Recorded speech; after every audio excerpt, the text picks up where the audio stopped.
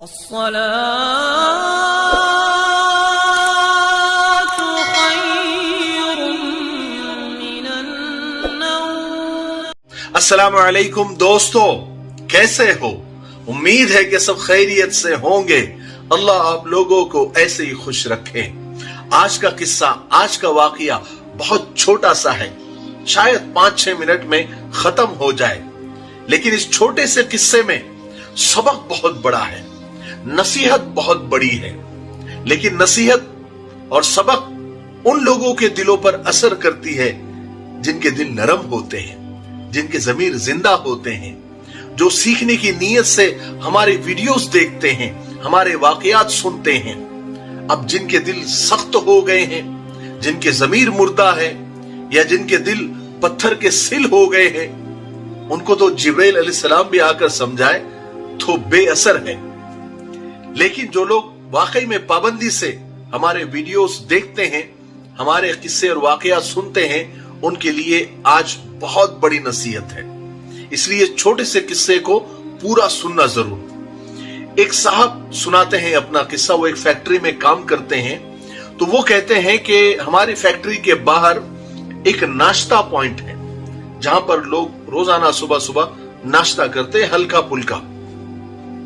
हम भी वहां रोजाना सुबह नाश्ते के लिए जाते हैं, लेकिन मैं रोजाना उस नाश्ते की दुकान पर एक चीज नोटिस करता हूं।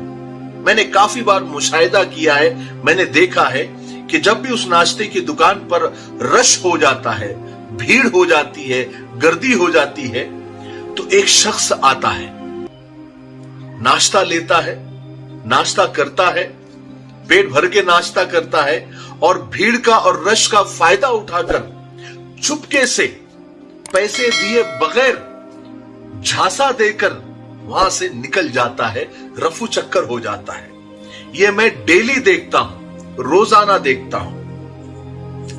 एक दिन ऐसा हुआ कि जब वो नाश्ता कर रहा था और नाश्ते की दुकान पर, होटल पर भीड़ बहुत थी, तो मैंने चुपके से जाकर उस नाश्ते की दुकान के मालिक को जाकर बताया कि वो वाला जो आदमी नजर आ रहा है ना, जो नाश्ता कर रहा है, ये रोजाना रश का फायदा उठाकर, भीड़ का फायदा उठाकर नाश्ता करके बिना बिल दिए तुमको झांसा देकर निकल जाता है।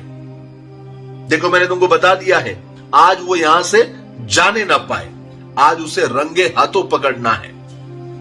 मुझे लगा कि मेरी बात सुनकर नाश्ते की दुकान का जो मालिक है वो खुश हो जाएगा, शाबाशी देगा।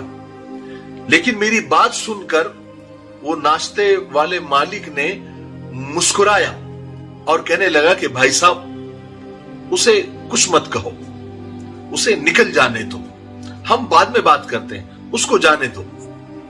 बहरहाल वो रोजाना के मामूल के मुताबिक उसने नाश्ता किया उस आदमी ने, और भीड़ का फायदा उठाकर इधर उधर चोरों की तरह देखता हुआ झांसा देकर वो वहां से चुपके से निकल गया। मैंने नाश्ते की दुकान का, होटल का जो मालिक था, उससे पूछा कि भाई साहब, आपने उसको जाने क्यों दिया? क्यों आपने उसकी इस हरकत को, जो कि वो रोजाना करता है, हमेशा रश का और भीड़ का फायदा उठाकर वो यहां से निकल जाता है, आपने उसे जाने क्यों दिया? तो उस नाश्ते की दुकान के, होटल के मालिक ने जो जवाब दिया, उसने मेरे 14 तबक रोशन कर दिए, मेरे होश उड़ा दिए। उसका जवाब सुनने लायक है। होटल का मालिक कहने लगा कि भाई साहब, तुम अकेले नहीं हो, बल्कि बहुत सारे बंदों ने और बहुत सारे लोगों ने उसको नोटिस किया है और आकर मुझे बताया भी है, मुझे खबर भी दी है। और अगर कोई नहीं भी बताता तो मुझे खुद भी उस बात का पता है। उसकी ये हरकत मेरी नजर में है, मैं रोजाना देखता हूं, हमेशा देखता हूं। वो रोड के उस साइड हमेशा बैठा रहता है, और जब भी देखता है कि मेरी दुकान पर भीड़ हो गई है, मेरी होटल पर रश हो गया है, वो तो चुपके से आता है और खाना खाकर, नाश्ता करके निकल जाता है। और मैं हमेशा से उसको छोड़ देता हूं, नजरअंदाज कर देता हूं। उसको मैंने आज तक कभी नहीं रोका, न पकड़ा, न बेइज्जत करने की कोशिश की। क्योंकि मेरा ऐसा गुमान है, मैं ऐसा सोचता हूं, मुझे ऐसा लगता है कि मेरी दुकान पर रश ही उसी बंदे की दुआ से लगता है, मेरी होटल पर भीड़ ही उस बंदे की दुआ से लगती है।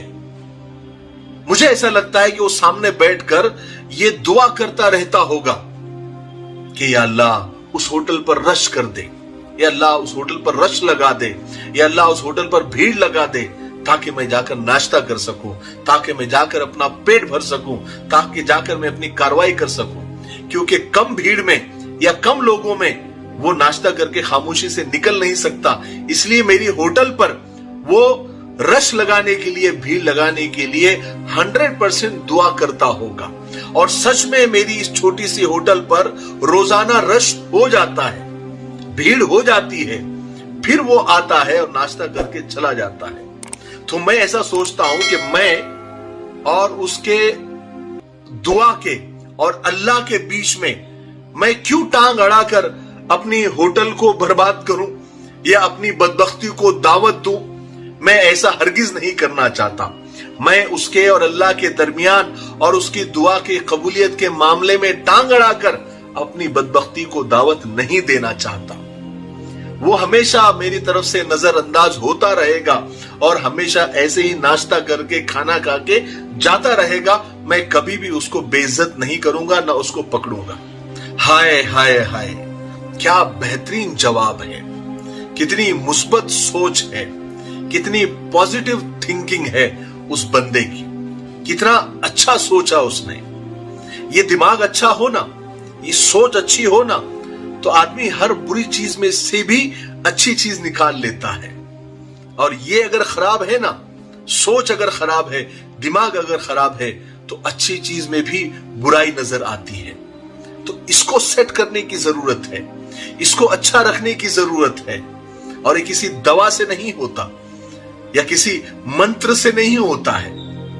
आदमी को यहां पर ये थिंकिंग को पॉजिटिव रखने के लिए, सोच को मुस्बत करने के लिए दिमाग पर काम करना होता है, अच्छी बातें सुननी होती है, अच्छे लोगों से मिलना पड़ता है, पॉजिटिव लोगों के साथ रहना पड़ता है, अच्छी सोच वाले लोगों के साथ दोस्ती करनी पड़ती है ना, तब जाकर ये दिमाग अच्छा होता है। अगर नेगेटिव लोगों के साथ रहेंगे और मनफी सोच वाले लोगों के साथ और हारे हुए लोगों के साथ अगर रहोगे, तो आप भी नेगेटिव होते चले जाओगे, आप भी गंदा सोचना शुरू कर देंगे। इसलिए अगर ये अच्छा रहे ना, दिमाग अच्छा रहे, तो फिर दुनिया बहुत खूबसूरत है। ये अगर पॉजिटिव है, ये अगर मुस्बत सोच रहा है, तो जिंदगी बहुत खूबसूरत है, लोग बहुत खूबसूरत है, सब अच्छा है, सब चंगा है। लेकिन ये अगर खराब है, दिमाग, सोच अगर खराब है, तो फिर हर खूबसूरत भी बदसूरत नजर आएगा, हर अच्छाई में से भी बुराई निकल आएगी, क्योंकि ये खराब है। इसलिए इसको अच्छा रखो और हर चीज में से अच्छाई निकालने की कोशिश करो। देखो आपको कितना अच्छा लगेगा। और आखिर में एक नसीहत करना चाहता हूं कि लोगों को माफ करना सीखिए, लोगों को दरगुजर करना सीखिए, लोगों को नजरअंदाज करना सीखिए। देखिए आपकी जिंदगी आसान हो जाएगी। आप लोगों की जिंदगी को आसान कर दीजिए, लोगों के लिए आसानियां पैदा कीजिए, मोहब्बतों को बांटिए, खुशियों को बांटिए, पॉजिटिव रहिए। आपके आसपास का माहौल भी पॉजिटिव हो जाएगा। मैंने जिंदगी को यूं आसान कर दिया, किसी से माफी मांग ली, किसी को माफ कर दिया। देखिए आपको जीने का दिल करेगा, जिंदगी खूबसूरत लगेगी, दुनिया खूबसूरत लगेगी। ठीक है, मुझे उम्मीद है कि आज के वाकये से और आज की मेरी बातों से आपके अंदर भी थोड़ी बहुत पॉजिटिविटी और मुस्बत कुछ पहलू आपके रोशन हो गए होंगे। तब तक मेरे लिए, पूरी उम्मत के लिए, पूरी इंसानियत, पूरी मानवता के लिए और हमारे प्यारे मुल्क भारत के लिए, यहाँ की अमन शांति के लिए और यहाँ की तरक्की उन्नति के लिए खूब दुआएं करते रहे। अस्सलाम वालेकुम व रहमतुल्लाहि व बरकातुहू।